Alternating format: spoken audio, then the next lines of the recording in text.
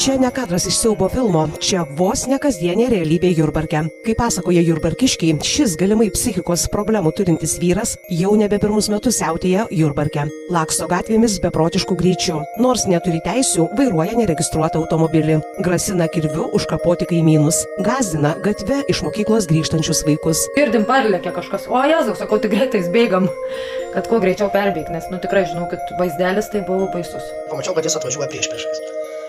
Parvažiuodamas priešais mirktelėjo šviesom ir prieš pat mane iššoko į priešinę juostą, kad būtų kaktomušinis susidūrimas. Žmonės Jurbarke gąsdinančio vyro kaimynai pasakoja, būna, kad vyras ima kolioti juos visokiais žodžiais. Keiksmažodžius girdi ir maži vaikai, kurie vieni bijo išeiti į kiemą. Šalia gyvenanti moteris sako, neteidama iš šiltnamį ima dujų balionėlį. Jisai skaito, kad jos tai jau nuosavybė gatvė net. Labai patogu būti kvailam.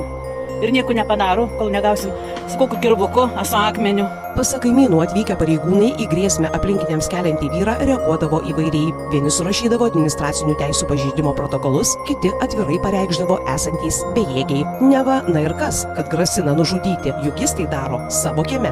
Policijai šis asmuo tikrai yra gerai žinomas. Policijos pareigūnai privalo dirbti vadovaujantis galiojančiais teisės aktais. Prievartą gydyti ar diagnozuoti ligą neleidžia įstatymai. Kad išeitų, kad visą miestelį terorizuojančio žmogaus išpuoliai, kol nenutiks rimta nelaimė, tik smulkus chuliganizmas.